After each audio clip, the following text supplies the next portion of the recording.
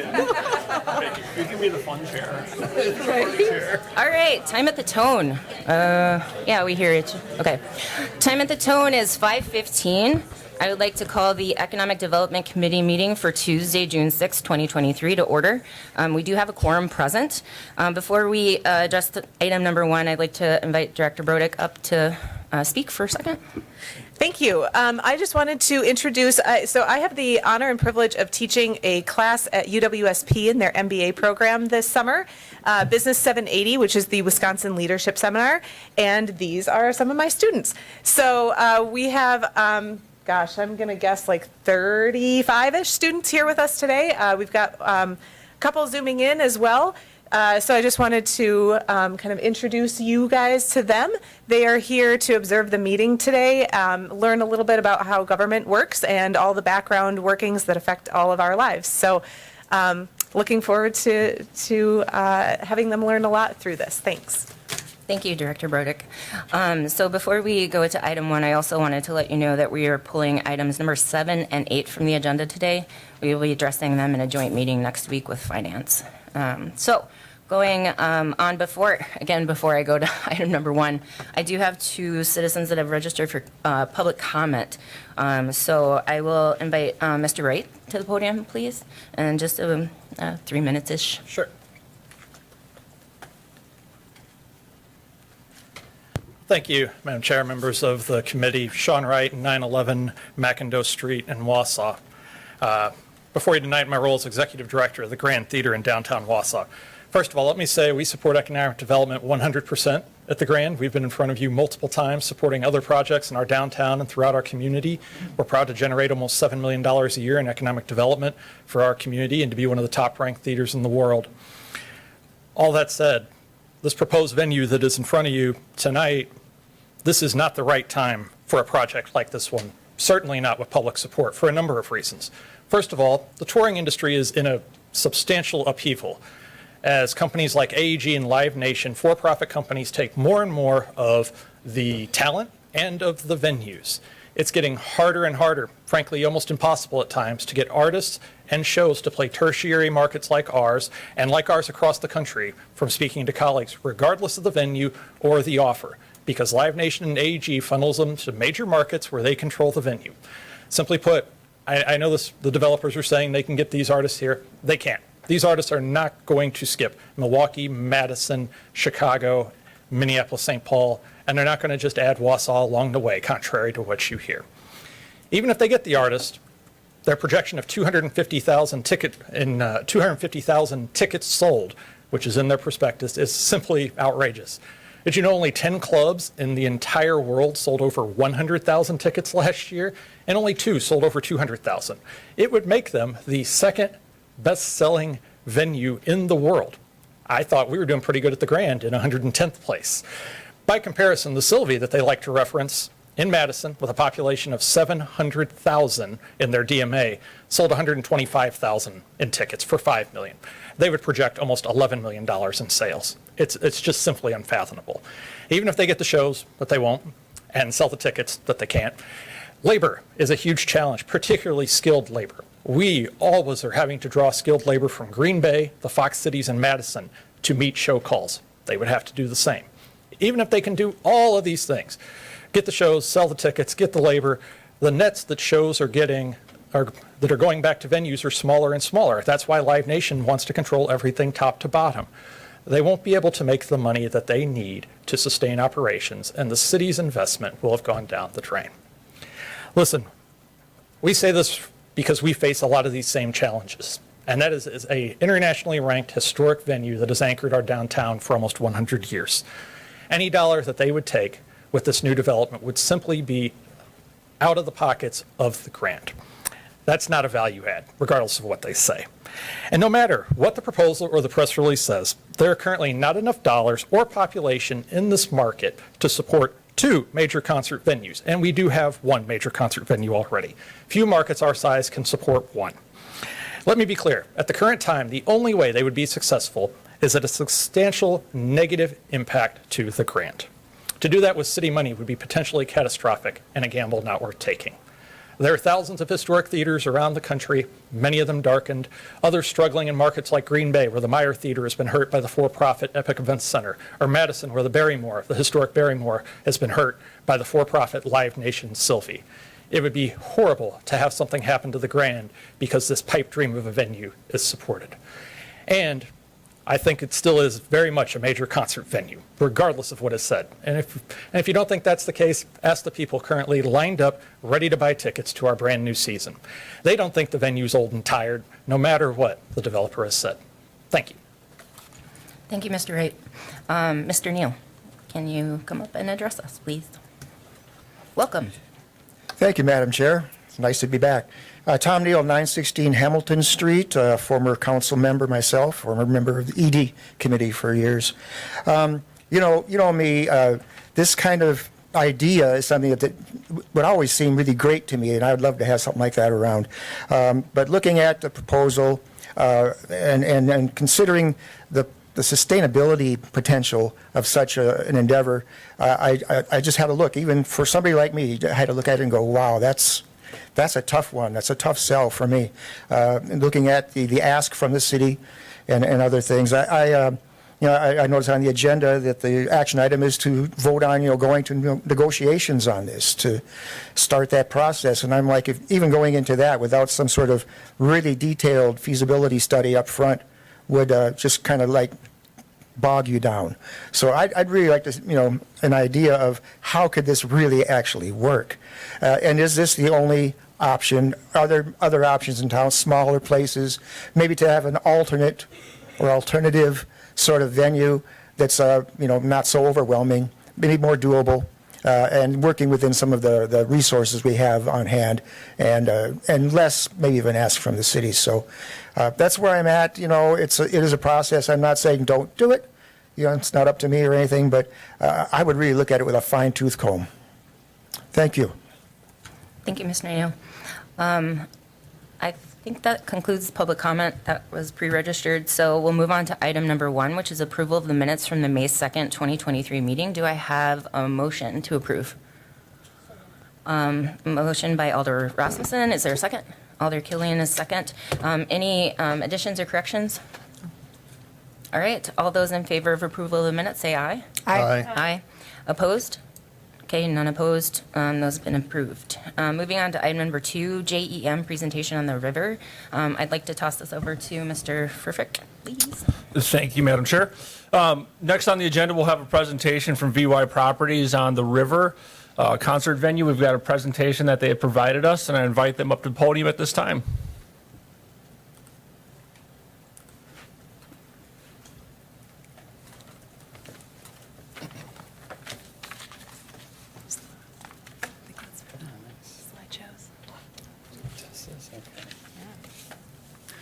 Well, good evening, Council. Good evening, everybody here. I am Joe Ellis, and thank you for taking the time out of your day to listen to our proposal. We would take a quick moment here just to introduce ourselves in case there's anyone in the room that does not know us. We are VY Properties co-owners. I'm Joe Ellis of JEM Productions based here in Wausau. We've been here for 13 years providing live audio, video, and staging support and lighting nationwide for events throughout the country. I'm Anna Herman. I am a professional singer and musician. I moved to LA when I was 16 to pursue a career in the music industry. I worked with the best record producers the industry had at the time and made some lifelong connections with record labels and agencies and some rock stars in the process, which was quite fun. I currently split my time living between here and Madison, and I run a Madison interior architectural design firm, and I invest in area businesses. Let's talk about why we are here. The River is a state-of-the-art concert facility serving high-level touring artists designed from the floor up with a laser focus on being among the best places to attend and perform at in the nation. With a capacity of 3,500 people, the River will be among the largest facility in Wisconsin outside of mixed-use arenas. Our plan initially was to build a 58,000 square foot building, but since the press release last week, we've had an enormous amount of positive feedback, and we've had people coming to us asking if they can rent additional commercial space from us. We already could, what am I trying? Fully staffed. We could fully staff it already, which is we already have a waiting list of people that want to work for us, which is pretty exciting in this day and time. The building will include a 10,000 square foot space for commercial mixed use. Additional bars, restaurants can go there. And then there will be a 4,000 square foot warehouse for our production partner, GEM. And we can probably breeze through these next slides. You guys probably have seen these in the press release, just in interest of time. But you can learn more about the project at theriverconcerts.com. So we'd like to talk just a little bit about some of our processes that we went through our extensive business planning phase, which we've been working on full-time for about a year now. And the questions we had to ask ourselves is looking at the market and the industry is why here in the Wausau region, why right now, and why are we the right team and company to bring this to the Wausau region? These are questions we assume that some of you will have as well, so we hope to cover this and we'll look forward to your questions. Before we do that, we do want to give you a little bit of information on the touring industry because while we're very familiar with the touring market and the music industry, not everybody here is. So we want to tell you why the market has changed and why this is such a booming segment of the industry. It used to be that a record label would take a band into a studio and they would record an album, they would cut some CDs and they would release it and everyone would buy the albums and that would be their revenue stream. They didn't need to perform that much. Logistics were more difficult and there weren't as many people that enjoyed the experience of going to a live venue. Since the advent of music streaming and downloading, that revenue stream has virtually disappeared from the entire music industry. The sole revenue source for these artists is to hit the road in a bus, play, get the ticket sales, and sell their merch at live shows. So you combine that with the exponential growth of the population in the United States and the fact that there are TikTok artists going viral and supporting worldwide tours, and the label still producing globally smashing artists, the touring number of artists touring has far surpassed the available venues nationwide. So venues are growing, and I guess the last piece to that is that the types of venues that 90% of the touring artists will play in are standing room, club type venues with a capacity over 2,000. There just simply are not enough of those in the country. So that's kind of the flyover of the industry status today. But today we're going to be talking about the future here in Wausau, meeting the demand of not only the music industry, but the demand of the next generation. The short version is getting people to come here and stay here because of all the amazing things in Wausau in all the ways. We're presenting an opportunity to recapture millions of dollars that are already being spent in other markets that we can inject into our local economy. So why here? Why Wausau? Well, Wausau is the crossroads of Wisconsin. Highway 39, Highway 29, we're right in the center of the state. One thing I've learned of traveling around 10 years supporting these tours is I'll be in western Iowa and I'll talk to a national art and they'll see our logo on the truck and say, where's Gem Productions from? Wausau, Wisconsin. They'll be like, oh, yeah, we drive right past Wausau all the time, but we don't play there. There's nowhere for us to play. And this has been happening for a decade, and that's just the raw fact. On their tours between Chicago and Minneapolis, they pass on right by. It's the same thing that we battle with tourism, right? On the way up north, people stop for gas, and they continue on up. We'd like them to stay here. Within 100 miles of Wausau, there's 1.8 million people. With nowhere. This is a reason why if you want to see live entertainment of this variety, you leave and go to Madison, you go to Milwaukee, you go to Chicago or Minneapolis. Along with that 1.8 million people, we've seen many studies done and strategic planning done in the region that shows a population decline, and it's something that the next generation is looking for places where they can live, play, and work all in the same area. We looked extensively at documents like the United Way Life Report, the Greater Wisconsin Region Prosperity Partnership, their strategic plan. It points over and over and over again to the challenge the area has of attracting and retaining the workforce and the next generation, what can we do to make the young people want to come back here after college? And it points over and over again to entertainment. We just like to take a minute because they're great studies, and just go through a couple points from the GWPP strategic plan. And on page 1, their goal number 1 under talent says, quote, Wausau region must embrace change in order to reemerge as a growing economy. Then they move on and they do their SWOT analysis. For anyone that's not aware with SWOT, it's analysis to achieve your goals of strengths, weaknesses, opportunities, and threats. Under strengths, it's notable that the report said there are no arts or entertainment-related strengths identified as current assets in the region. Under weaknesses, quote, no consistent nightlife or live music scene that would engage young adults exists in Wausau. 3 of the 4 or 5 opportunities listed under the SWOT analysis we think the river can fix. Quote, additional mixed-use development and employment growth in downtown Wausau is possible. Opportunity, quote, growing tourism destinations and events would further strengthen the economy. Opportunities, quote, new events and festivals could draw outside visitors. Under the threat component, the report says, quote, the region continues to lose population, especially young adults and the working age populations. Now, this fully aligns with data outlined in the United Way Life report and the U.S. Census data. The population is largely moving to larger markets with more lifestyle-related opportunities. The last threat says, quote, the slow progress on the riverfront development due to perceptions that urban development is a risky proposition in Wausau holds back revitalization efforts. That takes me back to goal number 1 in the report, which says, again, the Wausau region must embrace change in order to reemerge as a growing economy. We believe that to be very true. The last part that we want to take point of in the strategic plan from the GWPP is the stakeholder survey, and this is comprised of surveyed stakeholders, including CEOs, business leaders, organizations, and government officials.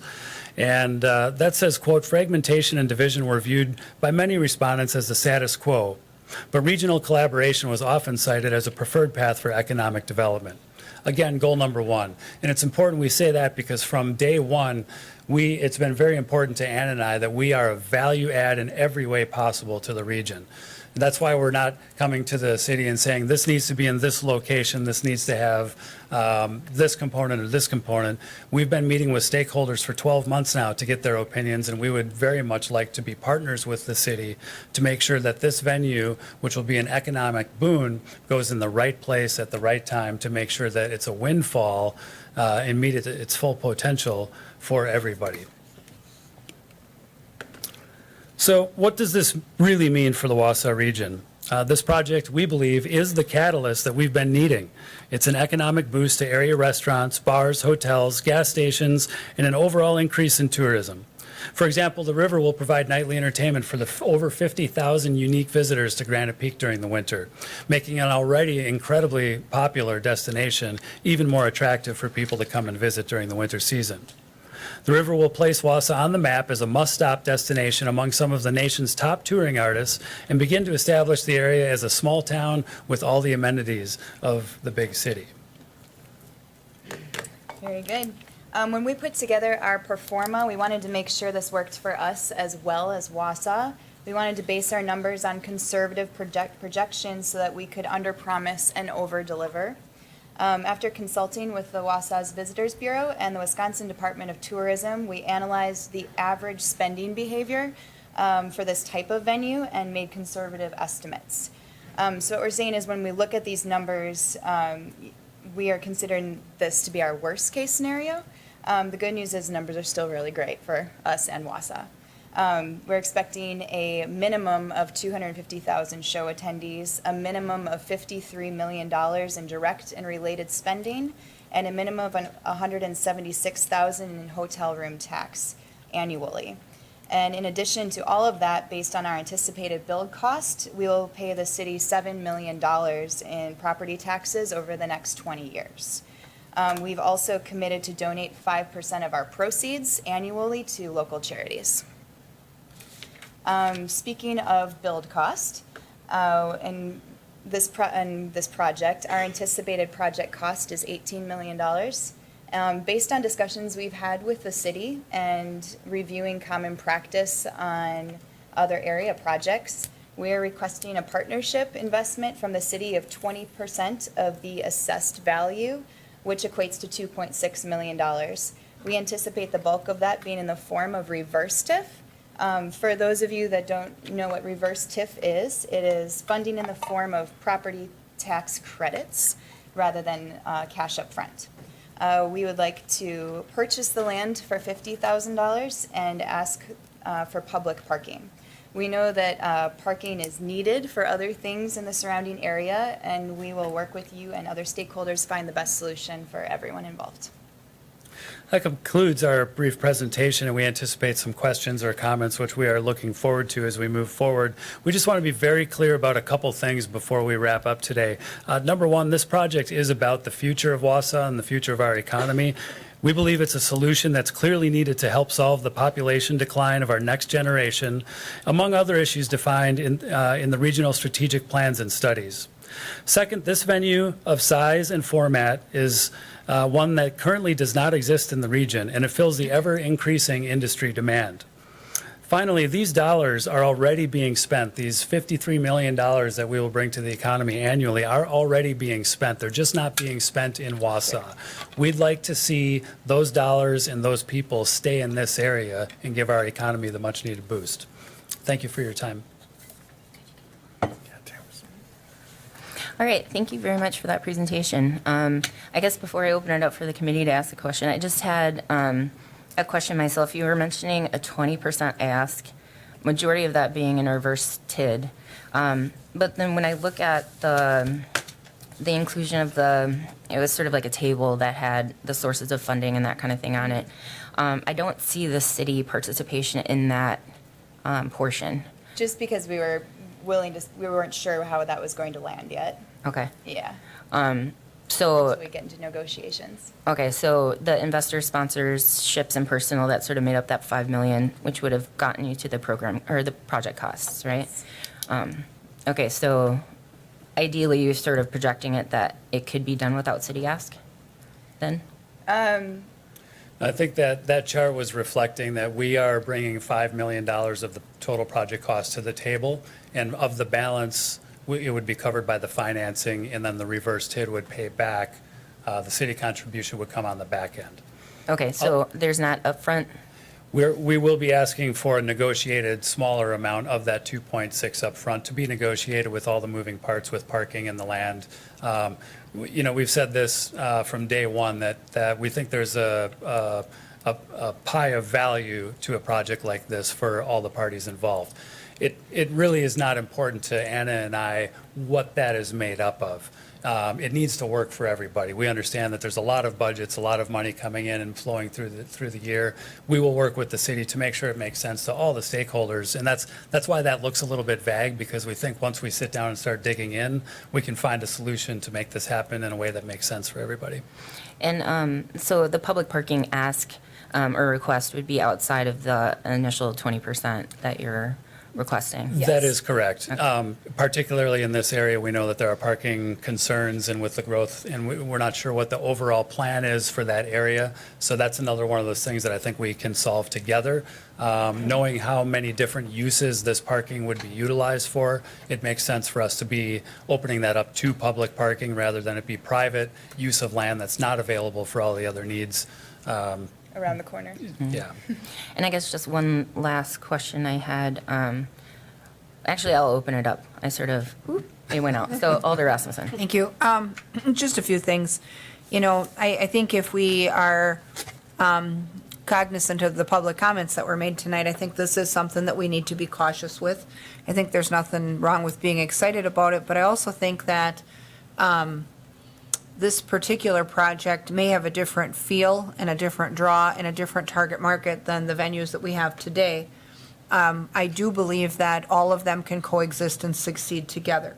And I say that only because we have an example of where that took place. I mean, you'll remember that when the Modern Art Museum opened in the Wausau Club building, there was some, I'll say, sidelong glances that were given by other museums in our area about the fact that there would then be, the sharing of room tax and, all these things, one impacting the other negatively, and it turns out they work together quite positively. And I think when you have multiple venues for things that all support a similar cause, even if the genres are different, our former economic development director used to say high tide lifts all boats. So, when you do just more of those things, more art appreciation related things, I think everyone can benefit from that. So I don't think that one venue comes at the expense of the other.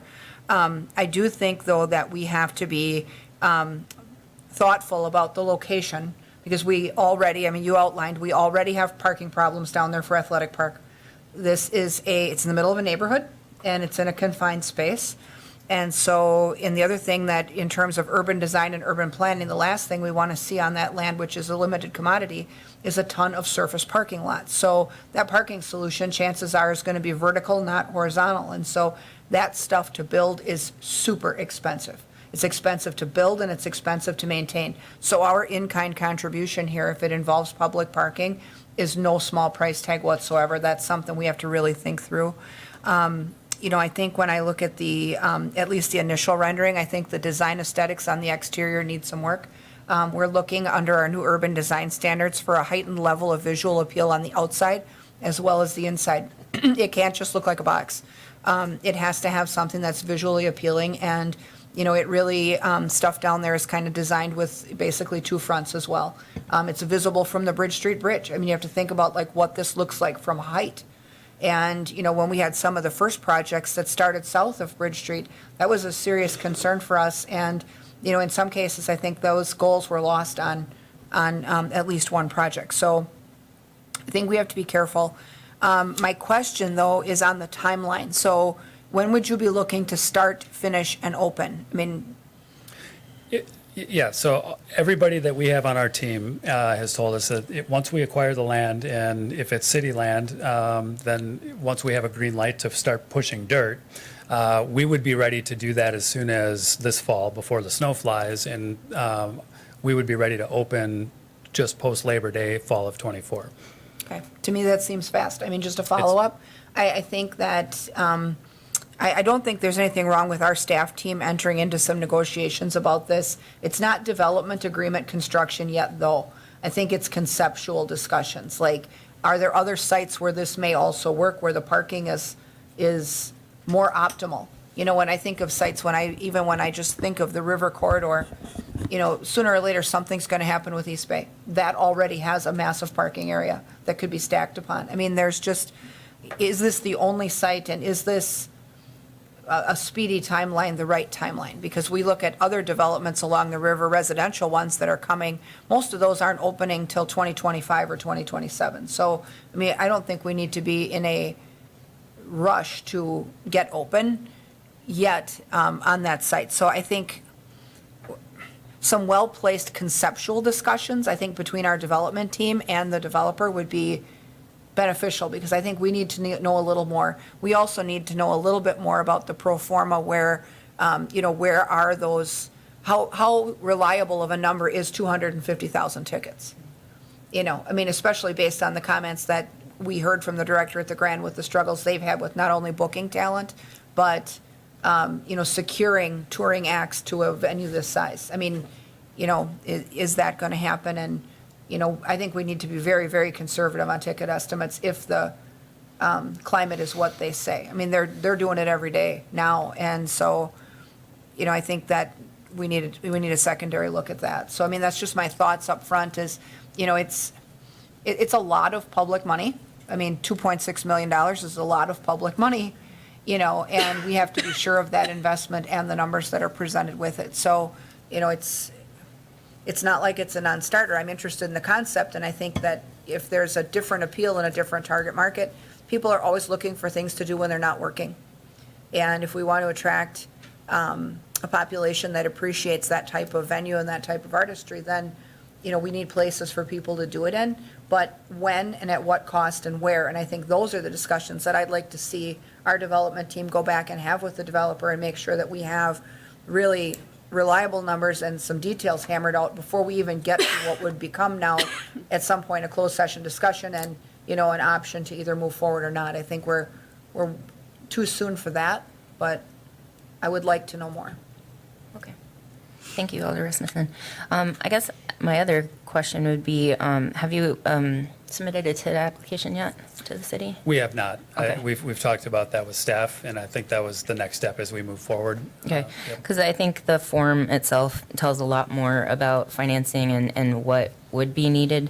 In addition, I think like a financial analysis would be useful, like with Ellers, or just to see, what the but-for would look like, and is this a reasonable option, And then with parking, like if we did a parking garage, how much do those typically run about, do you know? It's going to depend on size, but I'm going to ballpark and say we're going to be talking $5 million.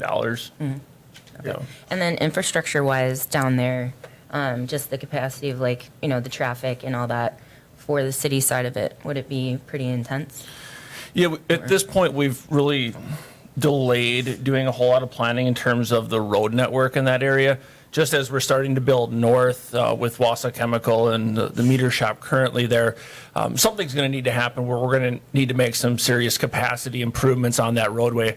Otherwise, it's able to get by today with the minimal traffic on it. But if we're talking about a concert venue that's going to have 3,500 people and tons of vehicles on it, that's going to need to be improved. And that's what would be one of my concerns on the timeline is having that and getting that in place to put in the 24 budget, much less designed and everything else by that time.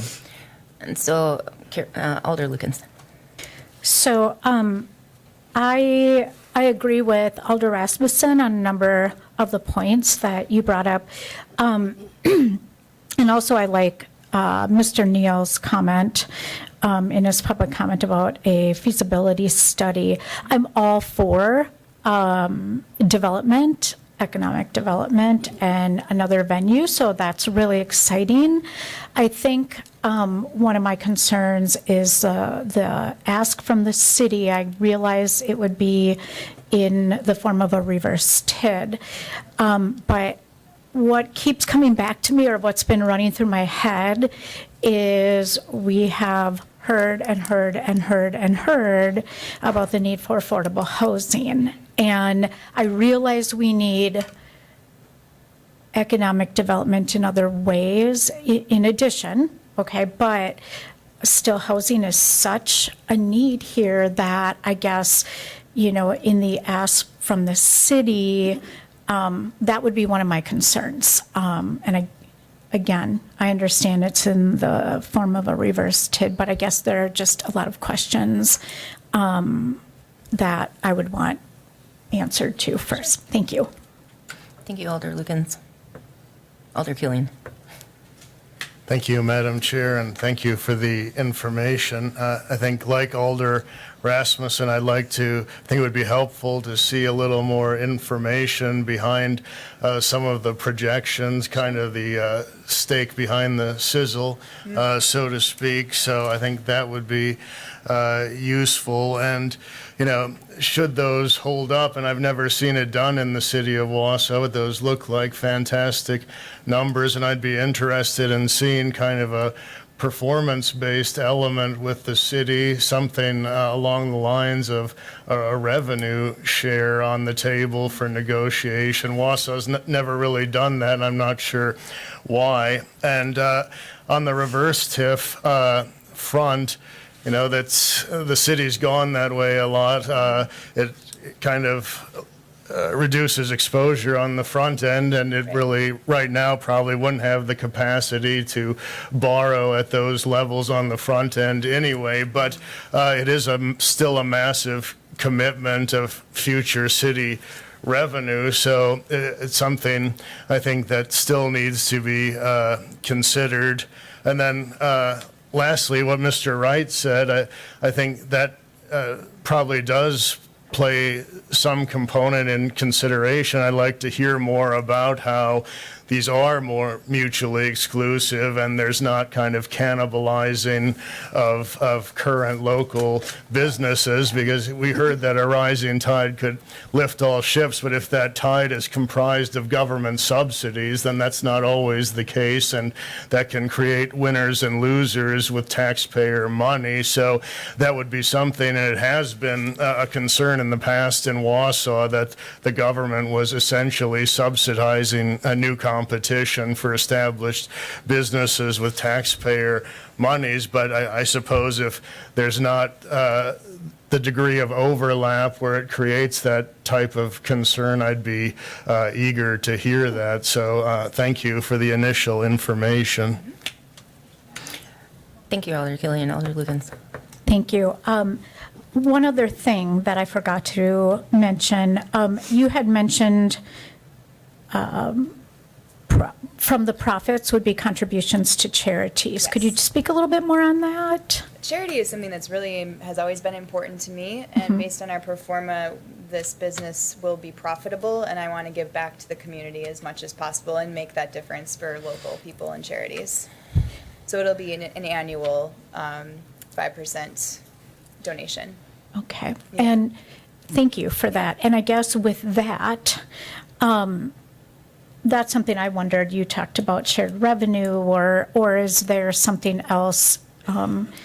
We do have a lot of people in need, so what would that look like more specifically, I guess, is what I was kind of curious about, so. Yeah, we've had a lot of discussion around that because it's been very a cornerstone piece of our business planning. Being from Wausau, we're very genuine about this being a value add in all the ways, and we understand that concert tickets are considered somewhat disposable income, right? And so we want to make this as accessible to everybody as we can. That means partnering with Wausau Events and other corporations that might want to use our place to host free events that are just sponsored through there. And that would allow access to everybody there. That's aside from our charitable giving. And based on our performance numbers, when we talk about 5%, these are very serious numbers and an influx to charities. The specific format of that has not been developed yet, whether it will be individual grants in the application process, but that funding will be given back to charities in the region for sure. Yep. Thank you. Thank you, Alder Lukens. I had one last question. So Alder Rasmussen was mentioning the time frame, and you sort of have this hope that it would be in fall of 2024. Yes. Is there any? Would you consider, having a longer time frame, or why is that sort of your go-to time frame right now? Well, it's aggressive, and that is. It seems aggressive when you're hearing about this for the first time. We've been working on this for a long time, right? So Yeah. there is that difference. But we understand that when there's this many moving parts, you just need time to schedule meetings and get the right people together. We believe it can be done if it's the right project for the area. Part of our pressure to get this done is based on real data from the industry and looking at the amount of venues and the rate of investment that the larger markets are today putting into this. Milwaukee's putting up 2 venues that are brand new, that one of them is bigger than this, and it has a second venue attached to it. So it has 4,800 people in that one venue. On the south end of the river, they're building, or they're proposing another 3,500 person venue. By the theater district. So we look at what's happening in markets that are drivable and our people are going and attending to. We know that we're Wausau people, and we do care about the economy, but we can't hold back the scary live nations who have the money and will come in and steamroll. They can buy land that is not city-owned and just put up a building and do this anyway. If it doesn't happen soon, somebody that is not friendly to the local economy will do this. We want to make sure this is done right by people who are on the right team. So that's part of why our pressures are like, we're ready, let's get this done so we can make sure that this benefits everybody in Wausau. That said, it needs to be done right, and if it takes us 2 years to get it right, then absolutely we're willing to do that. This doesn't have to be done in Wausau, and because of the radius that these type of shows have, someone could do this in Stevens Point or Mosinee, completely bypass us, and we'd like to see it here. We think it would have the best benefit economically for the most people if it's done in Wausau. It just makes sense, right? So that's why we'd like to meet our goal of 24. All right, thank you. Any other, Alder Rasmussen? Thank you. I guess I would just like to see us maybe slow down the timeline just a little bit so that we can get that added information. I think that, historically in Wausau, we have had an interest in small venues. And so, the reason I would tend to maybe tread a little lightly here and make sure that we have concrete numbers that we believe we can rely on is we don't want to get ourselves into a situation where we invest in a project and then find that that project fails. And especially with any upfront investment, that is sort of what happened with the Fillmore. That was before I came to the council, but I think if anyone remembers, we took a large movie theater and tried to convert that into some type of dinner and show type venue. And inside of a couple of years, that flopped and we lost money on that deal. So, I think we need to be cautious with how we handle that. But that said, I think that depending on what the ticket price is on these particular shows, there may be a missing middle in that market as well. I mean, there's some small local stuff where local bands play. There's some expensive stuff that, we also have in the area. But some of that stuff comes with a ticket price that the average citizen can't afford. So there's also an appeal for a standing room only venue versus one that wants to sit in a comfortable seat and stay seated for the entire show. I think the appeal is different. So I don't think the one facility would necessarily tank the other one, but I do think that we need to find a way that those two things can, and sometimes when you add new things into a marketplace, it causes everyone else to step up their game. There's nothing wrong with a little fair competition, but it has to be fair competition. Like Tom said, if we're going to partner on a project, our partnership can't cost us the presence or the success of the other venue. I think we need to be careful with how we make those investments, knowing though that the other venue is receiving room tax and, has in the past conducted very, very successful capital campaigns. So I think that, to which the city was part of. So, I think that just a little slowdown and a little caution here is going to be good. But I would like to see the discussion commence and continue with the development team. And I guess first verify that this is the only and best site. That's question number one. Then hammer through the numbers because, I can think of a couple sites where something like this may be just as feasible. And, if we know that part of this is going to, in either area, is going to require some type of parking ramp type investment or a large scale parking effort, we may as well add the cost of that to our package right now. So if that's 5 million, if it's 8 million, whatever it is, we need to be clear that our investment really is not going to be 2.6 million if we have to accommodate large volume parking. So, Thank you, Alder. Did you have? Yeah, just hitting on a couple different points there. And we have discussed multiple different venues, just based on what they're looking at moving forward with their timeline. The vacant land that exists there was the one that seemed to make the most sense. We've had plenty of internal discussions about the East Bay site as well. Currently, that's just not an option. And it's kind of difficult as we talk about pro formas and looking at sources and uses and just what potentially we're looking at. It's difficult if we don't have one site, we move forward with it. If we're looking at that East Bay site, yes, there's great parking there, but then we're looking about raised costs, demolition, everything else that goes with it. So it's kind of difficult as we're moving through. It's the chicken or the egg. We got to pick a location to be able to allow them to get their construction quotes to go forward with it. If we're not looking forward on such an aggressive timeline, yeah, that may open things up, but we don't know what 6, 12, 18 months in the future looks like. So that's the difficulty is they're trying to move forward and pushing this. And, it's obviously a very exciting thing. And I completely agree it would be really positive for the community, but we're still trying to get that balance point, I think. Well, and I think just as a tack on to that, to my previous comment, the other thing is that we're still really operating in a post-pandemic, still inflated economy. Construction is still expensive, labor is super expensive, and even we find on our bids for public things that everything is way more expensive than we would like it to be. Whether or not that levels out in a year or two, we don't know. But right now, we're still seeing costs for the stuff like this, where if we would maybe slow down a little bit and other avenues and options would open up in terms of that funding stack and what that matrix looks like, a little extra time may bring different opportunities and maybe different costs too. So, thank you. Thank you, Alder Rasmussen. Finance Director Grote, did you have something to comment? Just a couple of things, because I was listening from my office and I heard, hiring Ellers to look at the performa. There are real dollars spent on that performa analysis. Typically, we're investing between $5,000 to $10,000 to do those analysis. And we have historically, the last 2 times, used them for multifamily housing, which I think we have a lot of independent studies to provide us with the documentation that we know we had multifamily demand within the community. The demand here is not known. And I believe that we need to have independent study to verify that that market would actually exist before we would invest public dollars. And I don't think the city should have to pay for that. I think the first step here would be to enter into an agreement with these individuals to put together a funding package to actually do an independent study to verify that that market would exist and what this economy could hold. But I don't think the city should have to pay for that study, but I also think it needs to be independent.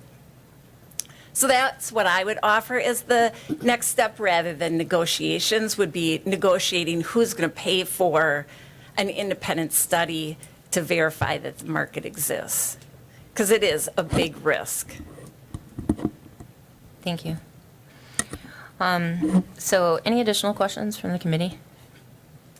All right, so we sort of talked about a lot of different things, mainly a little bit more information that we need just to help sort of flesh out exactly maybe the market capacity, costs, city ask. So do I have a motion from the committee, from anyone that would like to direct staff on the next steps that we would like them to take? Alder Rasmussen. I would make a motion that we direct staff to continue their dialogue with the project developers in the context of conceptual considerations, both on location, on costs, on the aforementioned study that the finance director mentioned, knowing that we are not even close yet to a development agreement or an approval, but we have to start somewhere on getting that information. And I think that's the discussion that I would like to see the staff undertake, but in a non-committal fashion at this point. Okay. So we have a motion by Alder Rasmussen, a second, Alder Killian. Any other discussion? Alder Killian. Thank you, Madam Chair. Yes, and I think the future staff interfacing, I'd like to see it lean heavy on the independent study that Ms. Grote referenced, so that, as mentioned earlier, we can see some real well-documented kind of quantitative support for what we've heard, just to make sure that it floats. Thank you. And I agree with what Mary Ann brought up. I think that's important, and especially any time that we're looking at doing any upfront payment for a project. At that point, we're an investor in the project too, and we've got to do our due diligence to ensure that the project, from our eyes as well as their eyes, they're obviously putting a whole lot more commitment to it, but we have quite the responsibility with the taxpayer money that we're doing what we can to make sure that we believe wholeheartedly that this is going to succeed as well. So I agree with what you're saying. Yeah. All right, so we have a motion and a second. No other discussion, if nothing. All those in favor say aye. Aye. Aye. Opposed? All right, motion passes, and we will direct staff to continue discussions. I accidentally skipped over, thank you very much for coming. Thank you. Yeah. I accidentally skipped over, I guess, 3, but that's what we just finished, is discussing impossible action directing staff to begin negotiations. So we've got that motion under wraps. So number 4 is discussion and possible action on First Amendment to Development Agreement and Second Amendment to Master Ground Lease between the City of Wausau and the Federal Building Redevelopment Limited Partnership. Tammy, could you fill us in a little bit on this?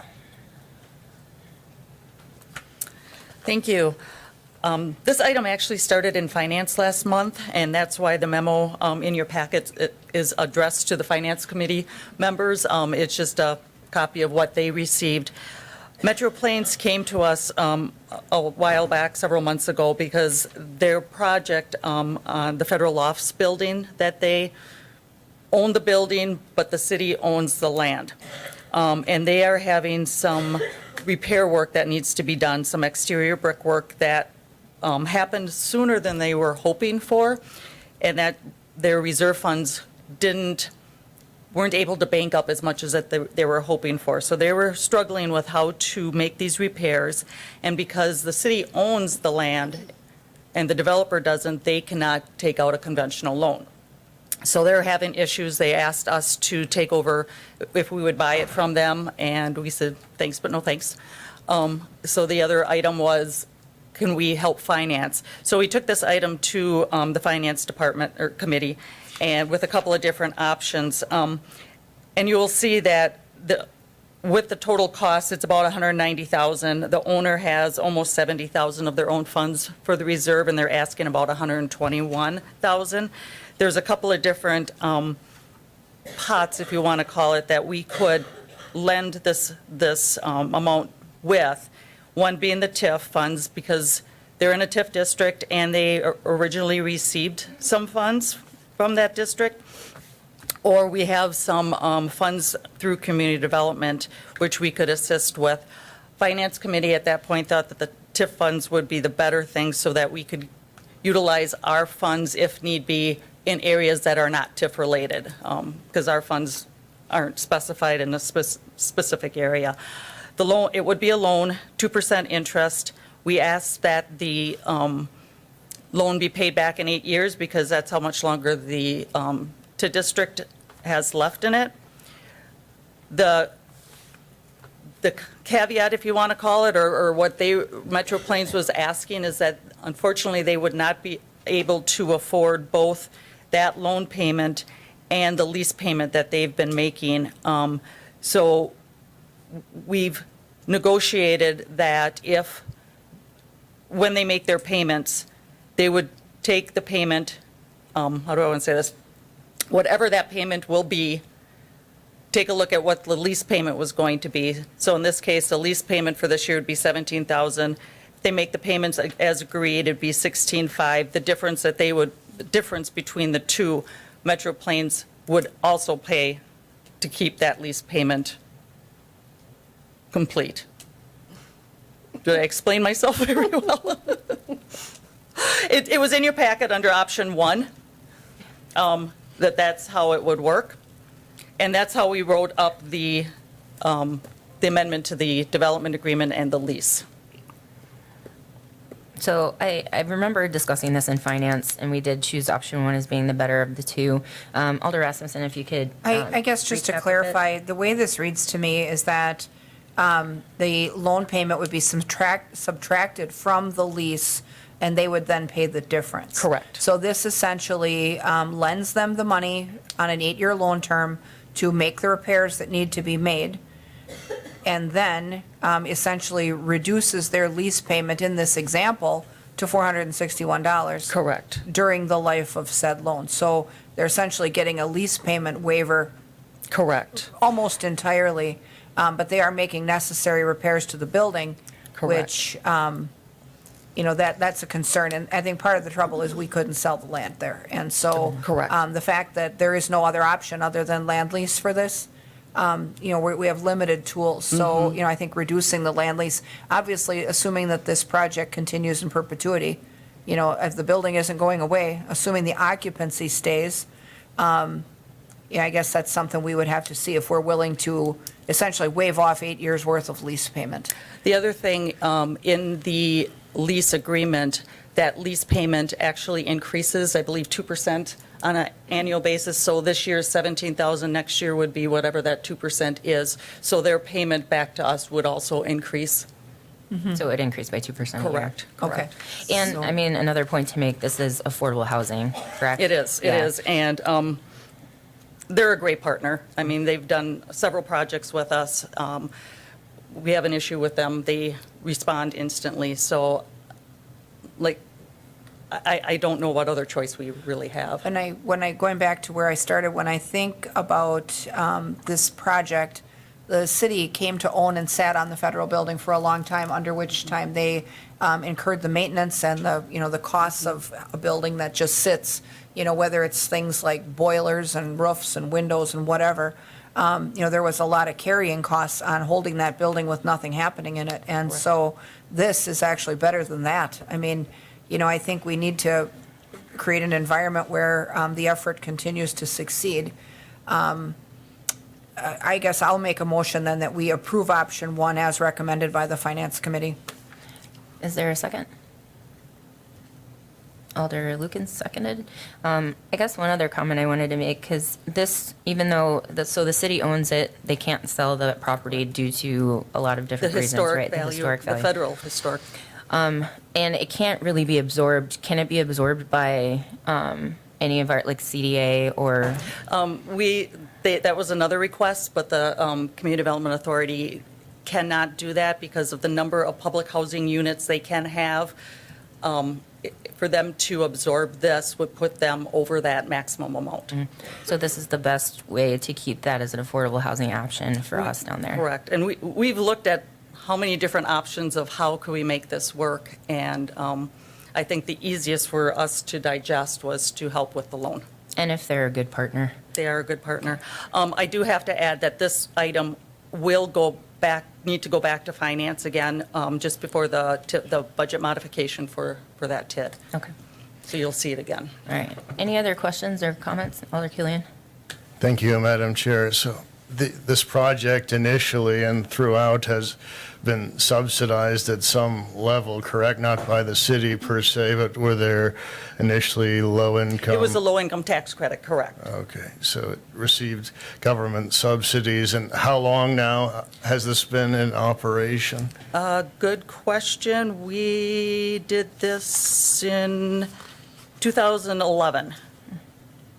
Okay, so quite some time. And over that period, with revenue and profit and so forth, they don't have enough funds to pay for stone or brick? Is that what I'm hearing? Yes. The problem is with LIHTC projects, the more units you have, the more revenue you will make. So with smaller projects, smaller units, that revenue that you can put aside isn't there like you have 100 units versus 50 units.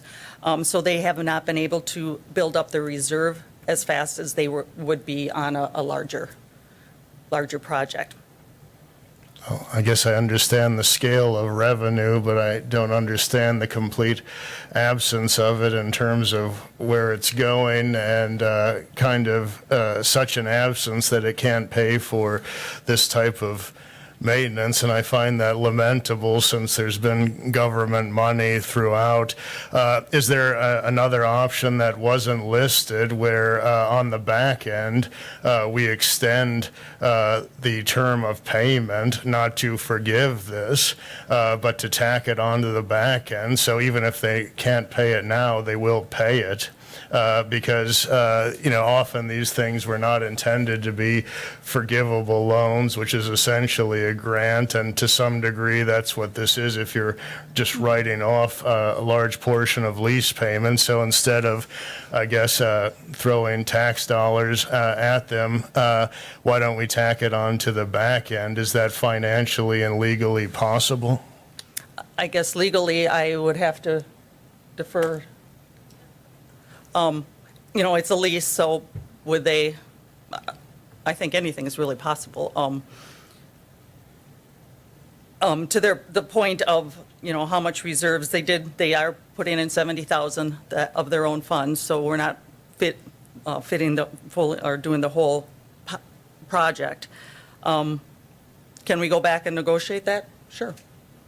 That would be, I think, what I feel would be best for the taxpayers, and, we're being gracious and understanding that they can't pay now, but I think we just need to make clear then that they will pay later, because I think when you take government money, there are expectations from the government, and one of them is you keep your word, and we're not writing off lease payments, that if you can't do it now, you do it later. Thank you.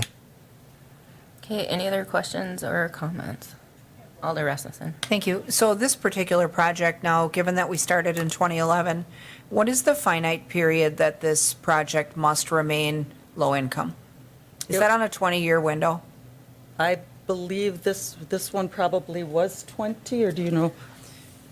I don't know, but that is a really good question because I was just sitting there thinking that 8 years might also correspond with the period of time that they have to hold the building, because often when developers have those tax credit projects, they will sell or refinance. They'll usually find a different owner, excuse me, after the compliance period.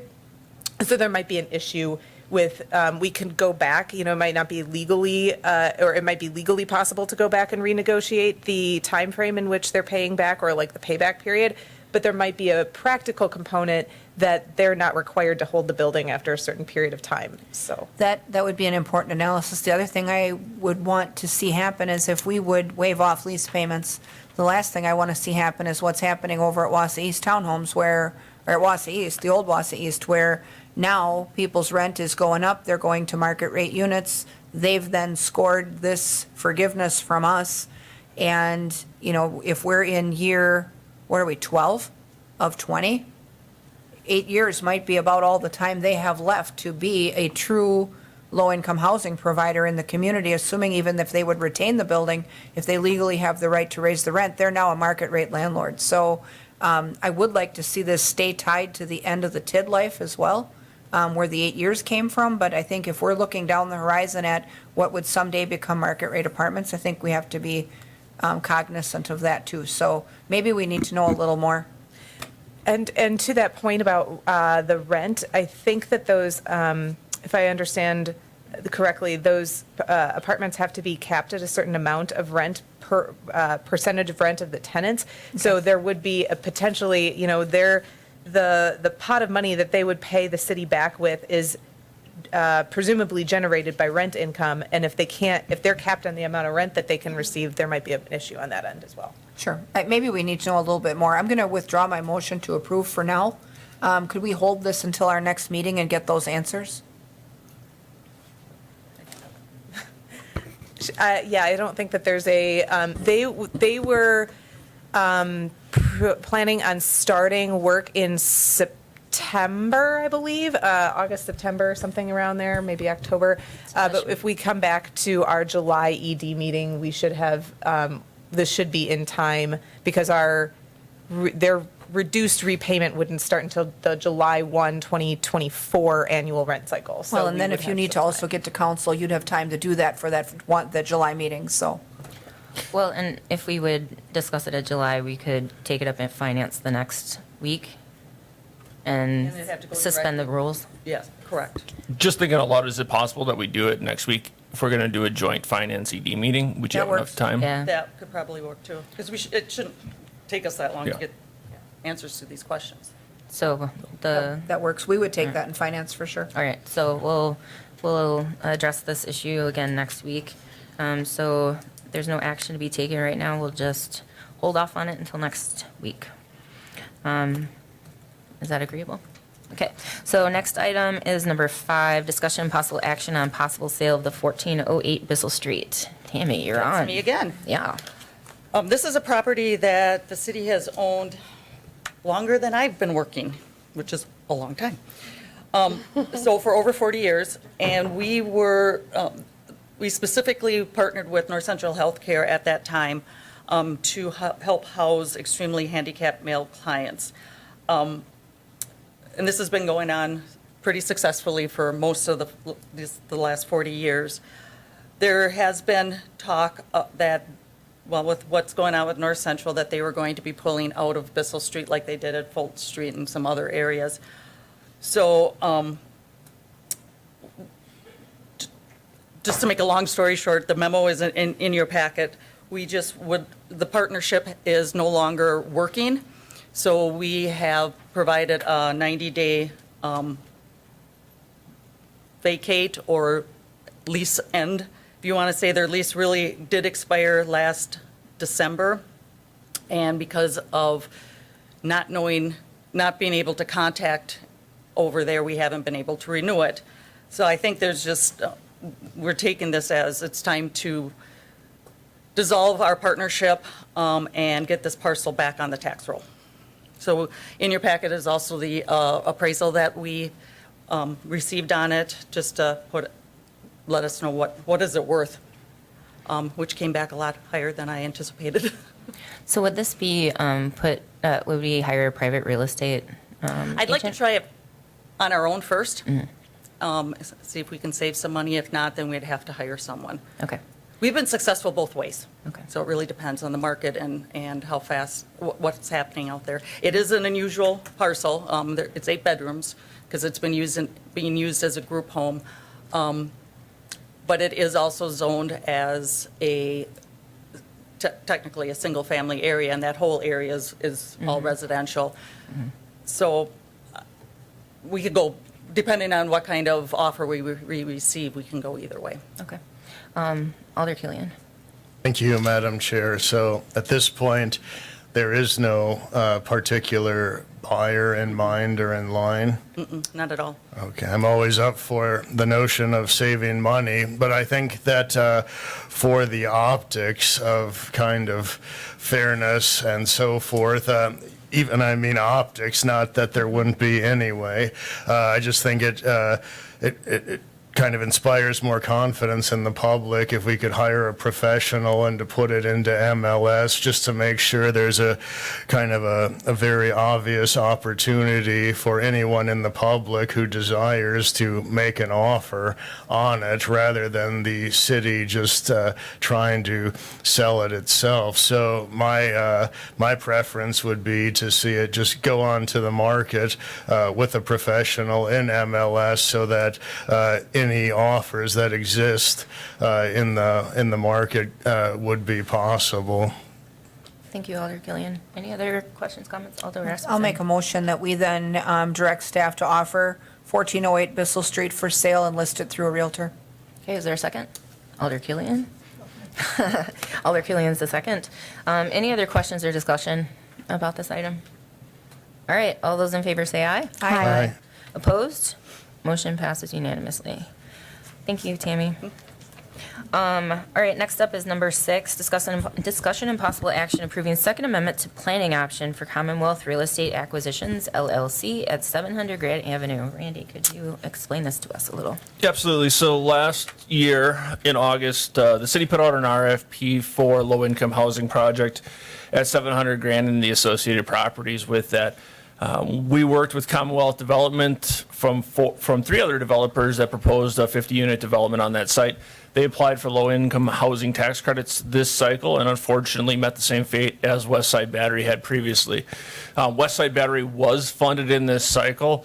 Working with Commonwealth, they believe that with the next cycle upcoming next year, that they'd be able to amend their application to be more favorable.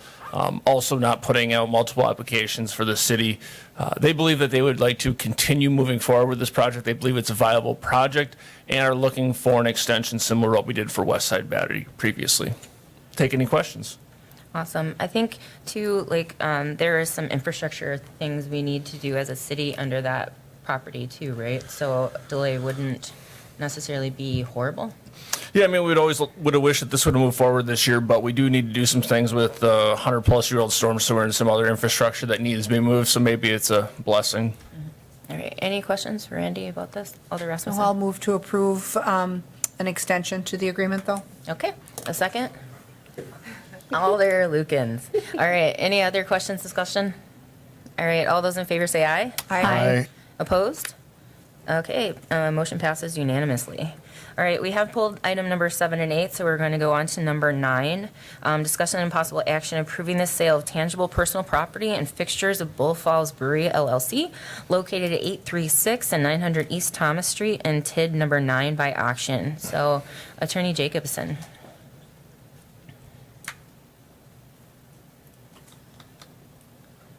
Thank you, Madam Chair. This is pretty straightforward. It's a requirement of the development agreement that we have with Bull Falls Brewery LLC that prior to the sale, conveyance, or transfer of any of their personal property, they have to get written permission from the city at least 30 days in advance of the sale.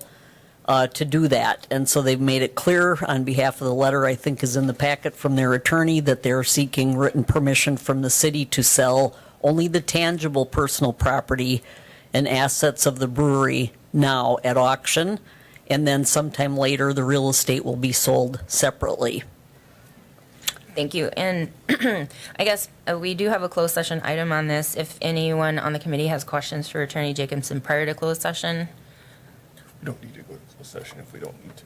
Okay, do we need, Alder Rasmussen? Thank you. I'm not sure that we need closed session. I think everyone knows that there's been struggles at the brewery, that they are looking to put things up for auction. We know that we are in a subordinate position on the mortgage holdings for that property per our agreement. So, I guess I don't see a downside in letting them dispose of the equipment they're not operating anyway, and then try to, at least get some of that. I would imagine that some of our investment may be recovered based on the sale price of the real estate and not this. So this seems like the small part. It's very possible, and you're right, if they're needing to do this, it's probably not to the city's benefit to stand in the way of their doing this. There's two other partners as well, as Alder Rasmussen points out, we're in third place on the mortgage for the real estate. Our UCC financing lien on the personal property has expired. I don't know if the other two even have liens on the personal property, but the money from the sale of this at this auction will be held in trust until it's determined who has priority over the proceeds. So I'm assuming, depending on what everything is sold for and what happens with the real estate, that they will try to stretch that as far as they can to make sure that all the creditors get paid as best they can. Okay. But we just don't have a crystal ball to know how far that'll go at this point. You didn't bring yours today? No, sorry. Any other questions or comments for Attorney Alder Killian? Thank you, Madam Chair. Just one question. So there's nothing in the development agreement in terms of any type of specific clawback with assets that might kind of trump the process that's being described? We do have personal guarantees from both Donald and Mike Zamzo. We secured also life insurance policies in case either of them passed during the term of the development agreement. So there were some, and there was a UCC financing statement initially as well, and the mortgage. So I think the city secured itself the best it could at the time the development agreement was signed. So there remains that possibility, I suppose, of enforcing the personal guarantee if that's the direction the council decides to go in the end. Do you have any current recommendation on that? I don't, and I think it's too soon to really be discussing that, and that advice I probably wouldn't share with the council publicly. Fair enough, thank you. What is the UCC thing you mentioned? Uniform Commercial Code. Okay, thank you. Any other questions for Attorney Jacobson? No, but I'll move to approve the authorization for the auction. Thank you. All right, is there a second? Alder Lukens. Any other questions? All right, all those in favor say aye. Aye. Opposed? None opposed. It passes unanimously. So we do not need a closed session for number 10, or number 11. So we are at adjournment. Do I have a motion to adjourn? Alder Lukens. Second? Alder Killian. All those in favor say aye. Aye. Aye. Opposed? All right, we are adjourned. Thank you very much.